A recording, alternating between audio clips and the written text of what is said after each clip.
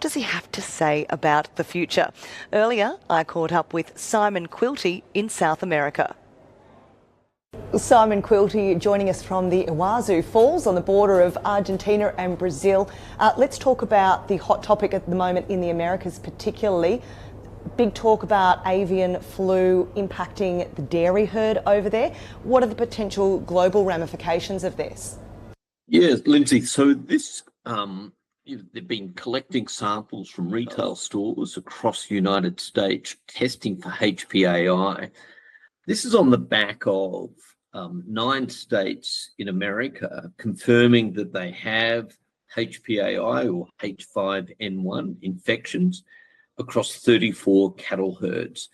I guess one of the surprising things that's come out of this is that the US Food and Drug Administration, otherwise known as FDA, started testing about a week ago at retail outlets and came up with 20% of all national tests done at retail outlets was showing fragments of HPAI, as in bird flu, the virus. So this has led itself to testing both not just with milk, but in the beef sector as well, and ground beef. The good news is that today the results of those tests of ground beef have come back negative, reaffirming that the US meat is safe to eat.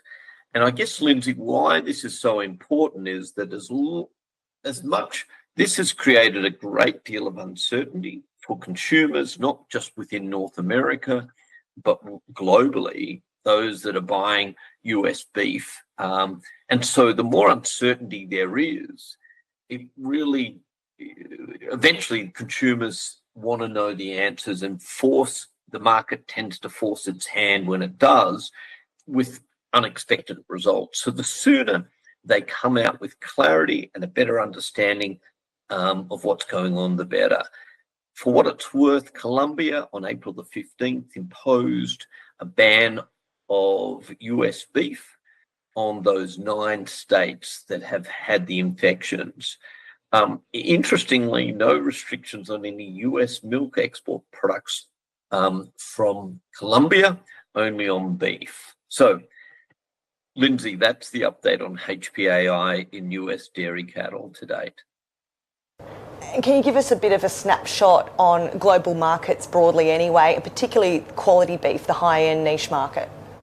So we've had a difficult year, Lindsay, in 2023, where we saw economies falter, particularly Asia and China, but around the world. So been a really challenging year, and as a result, we saw falling prices through most of last year.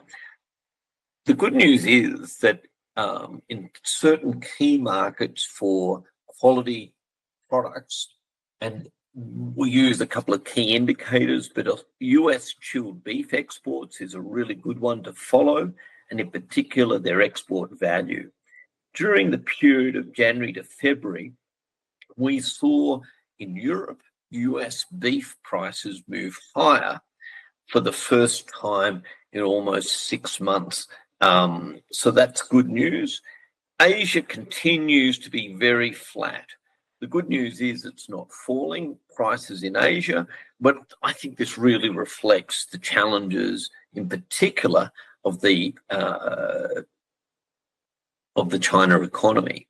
And lastly, North America itself is looking better. So we've had increasing prices through January and February, and as a result, you might say 2 out of 3 markets have shown strong increases in the last 2 to 3 months, Lindsay.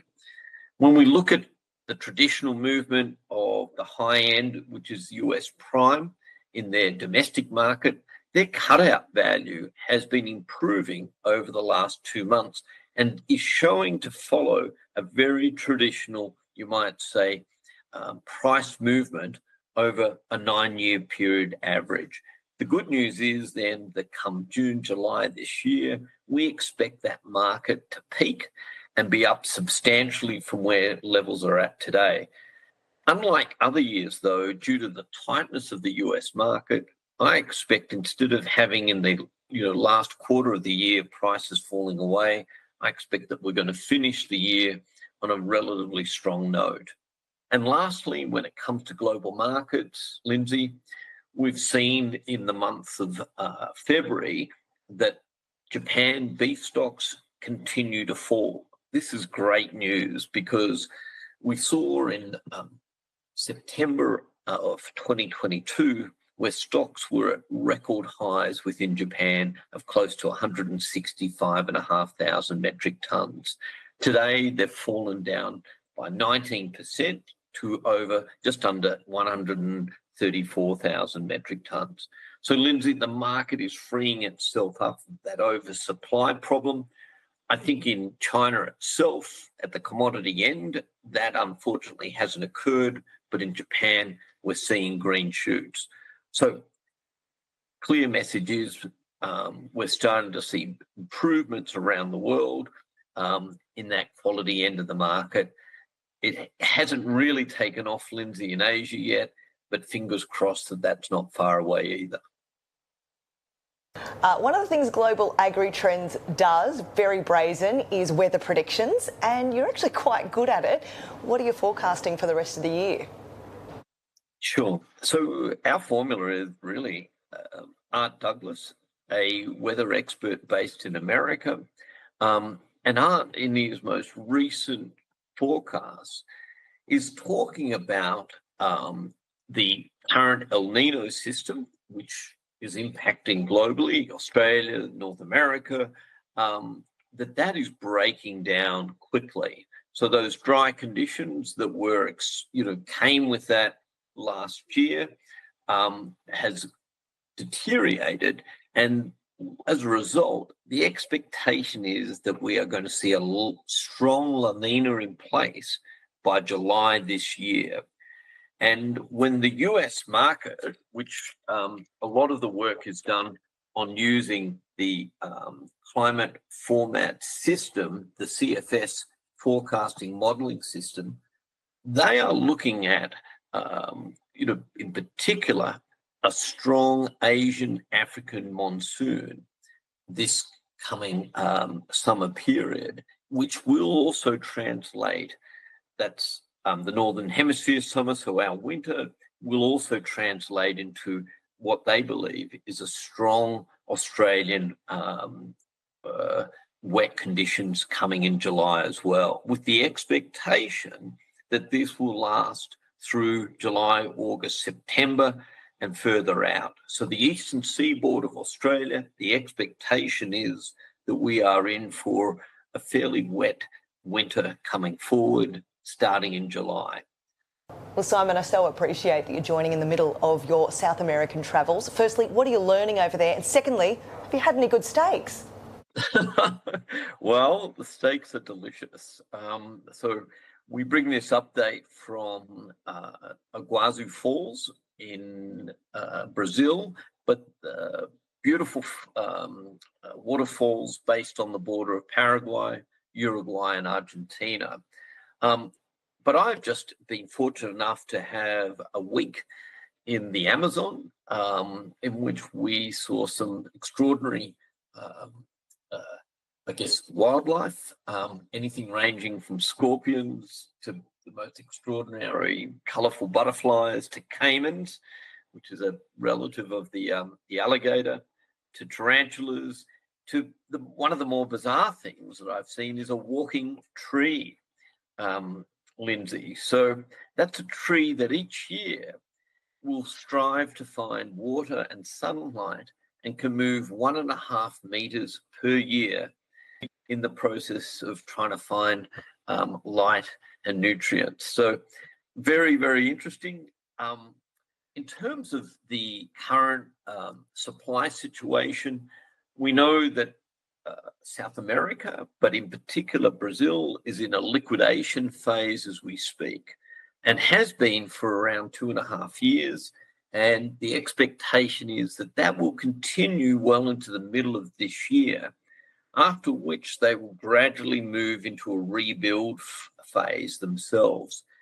So what's interesting to note is that the expectation is by around about 2025, 26, that we can see the slaughter levels within Brazil fall somewhere between 11 to 14% during that period compared with last year's slaughterings. So tightening to occur, and what I find interesting there is that coincides with the North American rebuild we're expecting that will be in full flight next year. So Brazil to be rebuilding next year, and I expect Australia to be rebuilding again next year as well. So Lindsay, for the first time in my living life, 3 of the largest suppliers in the world will be in sync when it comes to a rebuild, and therefore with that, the retention of heifers and a tightening of supply globally. It all points, I think, to healthy prices in 2025. Finally, Simon, can you share with us a bit about the mission of Global Agri Trends and where we can tap into your research regularly? Well, we have a subscription business, so that involves 2 updates a week. Our flagship is our podcast on a Monday morning, in which it's called Monday Thoughts for the Week, where America and Australia discuss global events. So you can reach out to us with to our website at www.globalagritrends.com, and regular updates. Always looking for people's wants and needs, insights, and things that they would like us to research. So it's not only us providing information, but it's for our subscribers who are in need of information. We go looking for it for them as well. Well, Simon Quilty, based in the Yazoo Falls today. Thanks for joining us here on Beef TV. This is Rock.